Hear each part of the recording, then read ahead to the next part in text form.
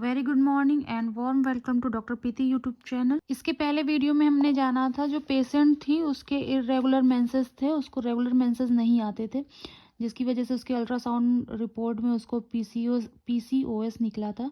आज की रिपोर्ट में हम जानेंगे कि एक 31 ईयर ओल्ड फीमेल है जो कि कंप्लेन लेके आई है कि उसको 3 साल से उसके मेंसेस जो हैं वो डिक्रीज हो रहे हैं और वो कंसीव होने की के लिए 2 साल से प्रैक्टिस कर रही है, बट वो कंसीव नहीं होने पा रही। यानी कि ये जो पेशेंट है वो नल्ली ग्रेविडा है और ये वो फीमेल है जो इनफर्टाइल है।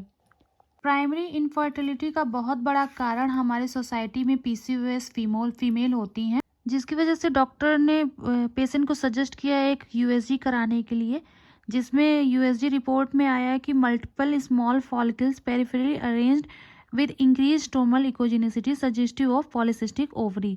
यानी कि पेशेंट को सेम वही प्रॉब्लम है जो इससे पहले मैंने वीडियो में डिस्कस किया था। पीसीओएस इस पेशेंट को भी है, बस यहाँ पे ये है कि इसकी साइकिल रेगुलर है, बस मेंसेस डिक्रीज हुए हैं और ये प्रेग्नेंट नहीं हो पा रही है। यानी तो इस केस में हम पेशेंट को ओसीपीज नहीं देंगे, क्योंकि पेशेंट का मेन कंसर्न है प्रेग्नेंट होना, ना कि साइकिल रेगुलराइजेशन कराना। तो इस केस में पेशेंट के अंडे तो बन रहे हैं पर कोई भी अंडा फूट नहीं रहा है, यहाँ पे कोई भी ओव्यूलेशन नहीं हो रहा है, तो यहाँ पे ओव्यूलेशन इंडक्शन कराया जाएगा। पीसीओएस विद प्राइमरी इनफर्टिलिटी का सबसे मेन कारक है क्रोनिक एंड ओव्यूलेशन, यानी अंडे बन तो बहुत सारे रहे हैं, वो पेरिफेरली अरेंज्ड भी हो रहे हैं, बट कोई भी अंडा फूट नहीं रहा है।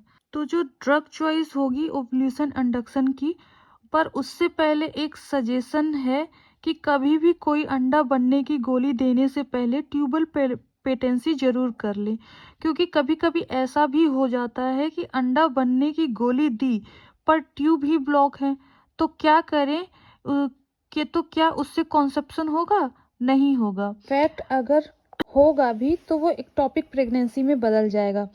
तो एटलीस्ट अगर पेशेंट की लॉन्ग मैरिटल लाइफ है, पेशेंट एक्टिवली सेक्सुअल इंटरकोर्स कर रही है बट कभी भी कंसीव नहीं करा है, 4-5 साल हो गए, तो प्लीज ट्यूबल पेटेंसी जरूर रूल आउट करा ले विद HSG हिस्टोसाल्पिंगोग्राफी।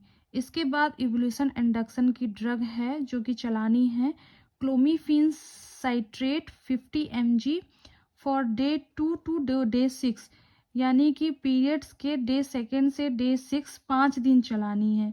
और लेट्रोजोल दूसरी टैबलेट है, लेट्रोजोल 0.5 mg 1 OD इसको भी चलानी है डे 2 टू डे 6 में, पीरियड्स के 2nd डे से 6 डे तक 5 दिन चलानी है।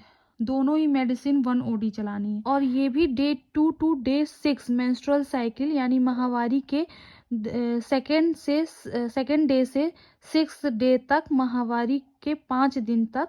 और लेट्रोजोल के एडवांटेज ये हैं कि ये मोनोफॉलिकुलर डेवलपमेंट कराती है, यानी एक साइकिल में एक ही अंडा मैच्योर होके ओव्यूलेट करेगा और ट्विन और ट्रिपलेट नहीं होंगे। इस और बेटर कॉन्सेप्शन पावर भी इसकी देखी गई है, और साथ ही साथ पेशेंट का वेट रिडक्शन होगा, हाइपोथायरॉयडिज्म करेक्ट होगा, और मायो आइनोसिटॉल भी टैबलेट चलेंगी, या फर्टिस्योर ऐड कर सकते हैं, ये सब आप साथ में दे सकते हैं। बट ये फर्स्ट लाइन ड्रग होगी जो कि होगी लेट्रोजोल, जो कि मेन ओव्यूलेट कराएगा अंडों को।